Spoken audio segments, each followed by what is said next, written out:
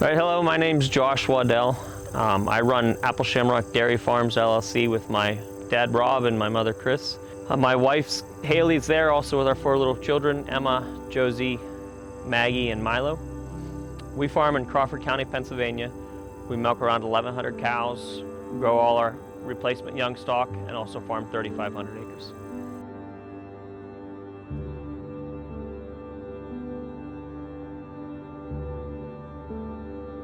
I'm sure you can look behind me and see some crop damage, but for our dairy, one of the things that's becoming more and more every year is the amount of deer damage in particular we're getting. It's starting to make our management decisions for us as far as what crop we can grow in what field, and we are trying to educate everybody on how bad it really is.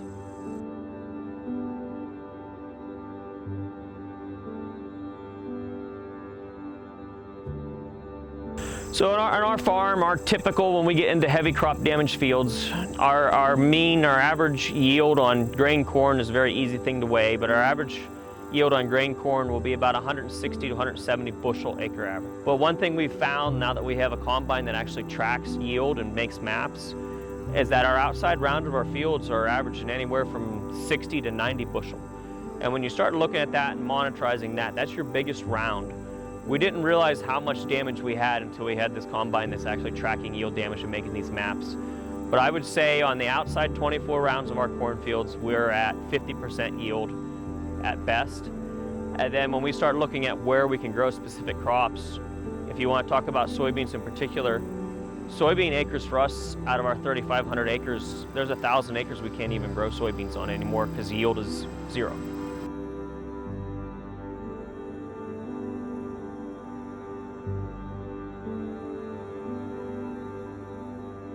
The main effect is our rotation and where we can or can't grow crops. As far as running a short on grain corn or anything like that, our dairy is unique as we do have row crops as well as crops to feed the cows. So when we'll chop enough feed, we'll make enough feed to the cows and then we'll sell the excess. So there's definitely lost revenue there by not selling the excess. But the bigger thing is it makes our crop rotation very, very difficult, because knowing that we can only grow some crops in one field and other crops in other fields, that's probably the biggest challenge that I have. At the end of the day, when we grow a crop of soybeans, or if we leave a field of corn to shell and there's nothing there, we learn pretty fast and we'll only do that one year.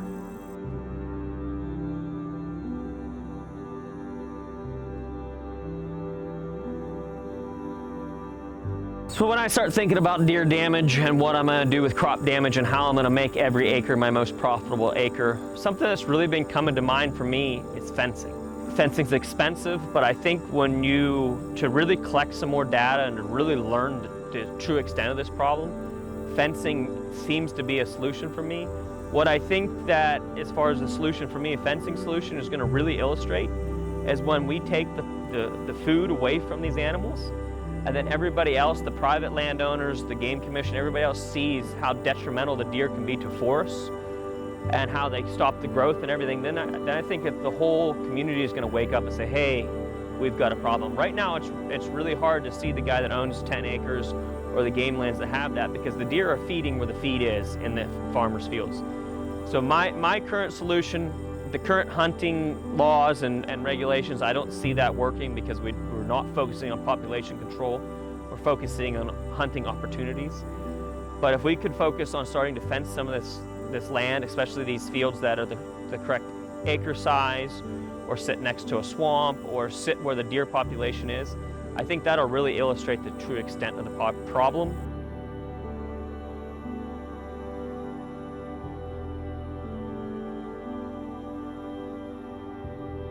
So we came to a field where I knew we had a lot of deer damage, just for a good visual. If you look behind me, you'll see this is actually called fall panicking.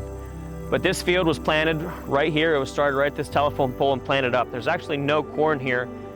If you do look in here, you can see the remnants of a little bit of corn. But what happens here is you're driving by, if you want to figure out where there's damage, what happens here is the corn was planted here. And if you look up into the field, you can see where the corn's about half eaten off. But the corn was planted, the deer came in, they ate all the corn off. Now your corn didn't canopy, and when it doesn't canopy, the weeds or the grass comes in. and then it looks like the farmer didn't even plant it, where in true, he actually planted it. It's just the deer got ahead of it. So in this field, they're gonna eat from your outside in, and they just eat it off, and this is what grows. We lost, I mean, this is a small amount we lost here, but when you add this up over our 1,800 acres of corn, it adds up into acres and acres that are actually gone.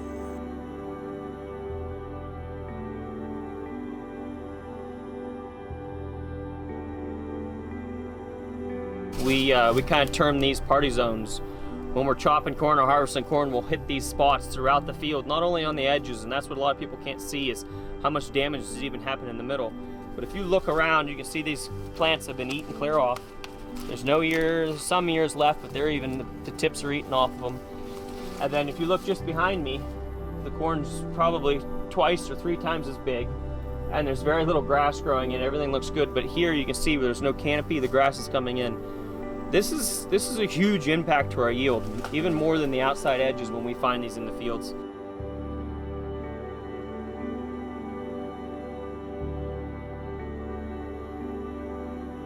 This is really affects our business, really affects the amount of land we harvest, the amount of crops we harvest, which in turn trickles down. It affects the amount of corn we sell, the amount of feed we have for our animals.